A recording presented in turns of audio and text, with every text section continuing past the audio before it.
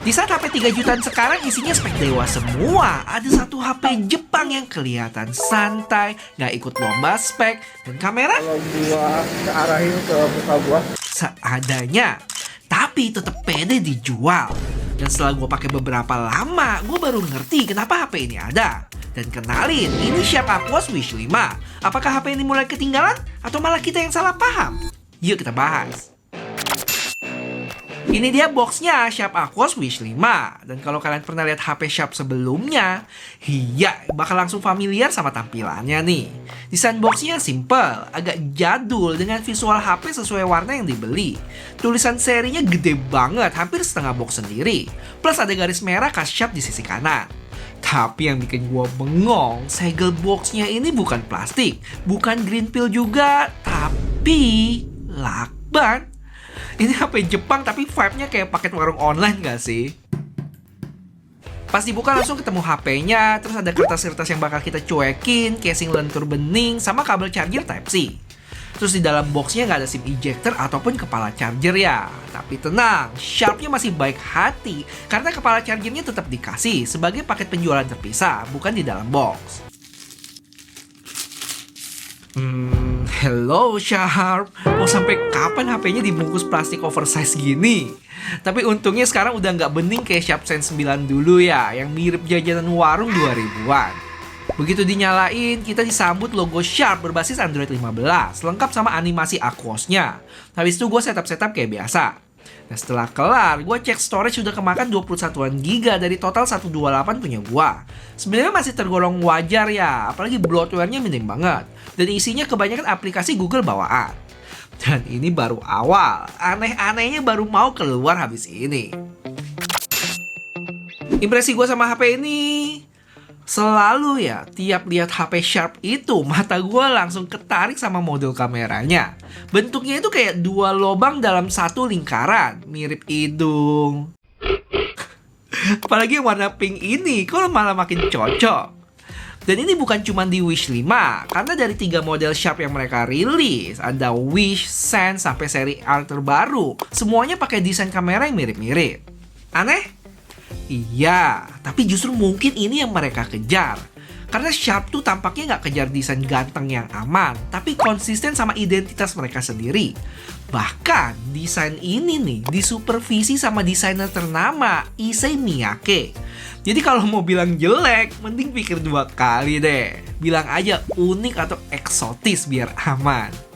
Oh ya, buat yang belum tahu, Issey Miyake ini juga pernah ngerancang aksesoris iPhone yang mirip kaos kaki. Dan harganya juga nggak kalah mahal dari HP ini. Terus ada satu hal menarik lagi, 2 lensa belakangnya ternyata cuma ada di versi global aja. Karena kalau kita lihat versi Jepangnya, itu cuma 1 lensa. Kelihatan lebih simple sih, tapi nggak bisa dipungkiri kalau yang versi global ini berasa lebih untung. Lanjut ke material, bagian belakang HP ini terbuat dari 60% plastik daur ulang. Jadi lebih ramah lingkungan. Finishingnya matte, keset, tapi tetap halus di tangan. Dan yang paling penting, gak gampang ninggalin bekas sidik jari. Di bagian kanan HP ini ada volume dan power button yang ngerangkap jadi sensor fingerprint. Terus bawahnya ada mic, lubang Type-C, sama speaker. Di atas ada mic lagi. Dan kabar baik buat pecinta lubang, headphone jacknya masih ada, Terakhir sebelah kirinya ada slot SIM card yang tipikal kebanyakan HP Jepang nih. Tinggal congkel aja pakai kuku. Makanya nggak dikasih SIM injector. SIM tray-nya sendiri isinya 1 slot nano sama bisa tambah micro SD sampai 2 tera. Dan lanjut kita ke bagian depan yang punya layar 6,6 inch dengan bezel yang jauh dari kata tipis. Tebel bet untuk zaman now. Plus bagian dagunya juga nggak mau kalah sama bezelnya tablet nggak sih?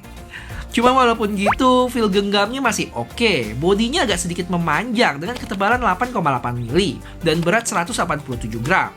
Plus nggak tajam karena sisi HP-nya itu rada melengkung. Setelah gue lihat penampakannya, harus diakui HP ini emang nggak berusaha kelihatan modern, tapi nggak malu juga buat tampil beda. Nah sekarang pertanyaannya, apakah dari sisi spek bisa ngimbangin?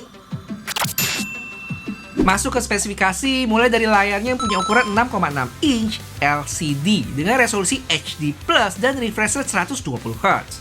Lanjut ke performance, buat chipsetnya pakai MediaTek Dimensity 6300 yang bisa dibilang chipset entry level, mungkin setara Snapdragon kepala 4 atau 6 dengan skor Antutu di 400 ribuan. Buat pemakaian harian kayak sosmed, chatting, browsing, YouTube aman. Dan kalau dipakai buat ngegame casual kayak Mobile Legends yang settingan mentoknya di High HD juga mulus-mulus aja. Bahkan di kondisi rame gini minim frame drop. Buat suhu juga anget dikit, nggak sampai yang panas. Kalau buat baterai cukup lah ya 5000 mAh dengan charging 27 watt. Nah sekarang kita ke kamera. Di belakang ada 50,1 megapiksel lensa utama plus 1,9 megapiksel depth. Sampai sekarang gue masih belum paham kenapa harus ada ekstra 0,1 megapiksel. Bonus kah? Atau cashback? Sedangkan selfie-nya 8 megapiksel. Buat spek lain, HP ini udah HP 5G dan surprisingly support eSIM dengan IP rating yang cukup lengkap. Terus udah military standar dan OS update-nya dapat 2 kali sama security 4 tahun. Buat speakernya masih mono yang kualitasnya ya standar aja. Dan karena cuma keluar di satu lubang speaker, saat kita tutup gini hilang tuh suaranya. Nah, setelah lihat spek barusan, kayaknya emang cukup tertinggal ya sama HP zaman now. Salah satunya di range harga 3 jutaan yang sempat gua review kemarin itu ada iQOO Z10R. Layarnya udah AMOLED Full HD+, chipset Dimensity 7360 Turbo dengan skor Antutu 700.000, selisih 300.000 dari HP Sharp ini. Terus baterainya lebih gede, charging lebih ngebut, belum lagi kamera lengkap dan stereo speaker. Bisa dibilang kalah telak sih. Paling yang jadi pembeda Wish 5 ini, dia punya eSIM, headphone jack, dan desain yang emang unik dan beda sendiri. Di titik ini secara spek ceritanya emang sebenarnya udah kelar sih, tapi justru makin menarik karena pertanyaannya sekarang, kenapa Sharp masih pede jual HP ini ya? Gua ngerasa jawabannya itu mulai kebayang waktu sempat ke Jepang kemarin. Tapi sebelum ke sana, yuk kita tes kameranya. Bentar, satu lagi, gue pengen cerita. Jadi walaupun secara spek HP ini nggak kelihatan wah, tapi ada cerita yang pengen gue share di balik kenapa HP ini ada. Dan kalau teman-teman suka sama pembahasan kayak gini, boleh kasih tahu gue dengan like video ini ya. Thank you. Oke, mari kita kepoin dulu kamera HP ini. Dan sekarang kalian lihat di selfie-nya yang kualitasnya ya seadanya aja. Jitter cukup berasa, lebih kayak jelly-jelly gitu. Dynamic range juga kurang, cenderung putih di bagian belakang.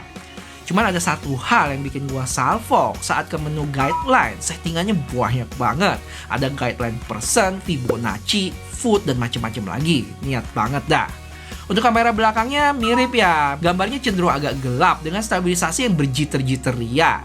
Tapi ini udah cukup mending loh, karena pas dilihat di previewnya nggak ada stabilisasi sama sekali, alias gempa. Dan ini kalau gua arahin ke muka gua, yang mana untuk resolusinya itu dia mentok di Full HD 60 fps kamera belakang dan Full HD 30 fps kamera depan. Untuk foto lebih mending ya, walaupun area-area gelap atau shadow kayak di pohon gitu kurang bisa diangkat. Ya overall seadanya aja sih gue bilang, termasuk selfie-nya juga. Terus sama satu lagi, pas gue mau coba aktifin watermark-nya tapi nggak ketemu, Jadi kayaknya alirannya mirip iPhone yang nggak sediain watermark bawaan. Dan Sony Xperia juga kah? Lupa gue. Nah, sebelum ngomongin harga, gue mau bahas satu hal kecil tapi menurut gue penting. Jadi walaupun HP ini minim bloatware, tapi ada satu app yang cukup menyita perhatian. Yaitu Aquos Tricks. Yang mana saat dibuka ada bermacam fitur di dalamnya nih. Salah satunya Junior Mode yang ngubah tampilan HP jadi kids friendly.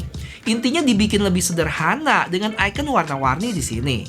Terus nggak cuma buat bocil, tapi buat orang tua juga ada yang namanya Simple Mode. Icon sama teksnya dibikin jadi gede-gede dan navigasinya lebih simpel. Dan fitur-fitur ini langsung ingetin gue waktu di Jepang kemarin yang beberapa kali lihat anak, mungkin SD atau SMP, pakai HP Sharp model kayak gini. Dan dari situ mulai kebayang jawabannya.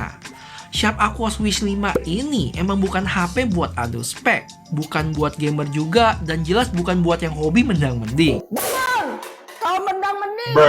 tapi lebih ke buat anak-anak atau orang tua yang butuh HP stabil, simple, dan awet. Ini malah justru masuk akal ya.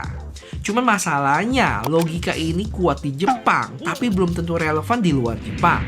Karena di market global, orang lihat HP itu pertama kali dari spek sama harga. Dan di situ HP-nya cukup berat nih saingannya. Bahkan Sharp sendiri kelihatan sadar soal itu.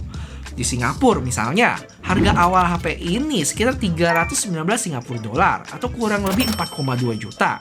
Cuma ada promo pre-order jadi 3,8. Dan sekarang setelah setengah tahun rilis, harganya jatuh ke 229 Singapura dolar atau 3 juta kecil aja. Penurunan harga ini kelihatan banget ya kalau pasar global emang mikir ulang soal value-nya. Makanya juga nggak heran kalau Sharp Indonesia nggak keluarin HP ini. Di sosial media mereka, gue nggak lihat sih yang ada mid-range-nya Aqua Sense 10. Karena kalian pasti udah tahu di segmen HP 3-4 jutaan itu buas banget. Saingannya bukan cuma 1-2 tapi puluhan HP spek dewa dari brand Cina. Belum lagi gempuran Transsion Group. Oh ya, HP ini tersedia dalam 5 warna ya. Dan ini salah satu nilai plus juga. Ada putih, hijau, hitam, pink, sama biru yang gua pakai. Jadi, buat siapa HP ini? Jujur cukup susah sih buat direkomendasin secara umum. Paling masuk akal buat orang tua atau anak-anak yang pengen HP simple, awet, dan gak ribet.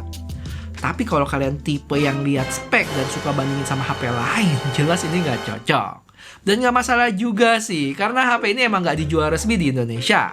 Anggap aja ini gambaran dimana Sharp ngeliat pasar mereka. Dan kalau teman-teman suka pembahasan HP yang gak cuma ngomongin spek, tapi juga ada ceritanya, jangan lupa subscribe ya. Sampai ketemu di video selanjutnya.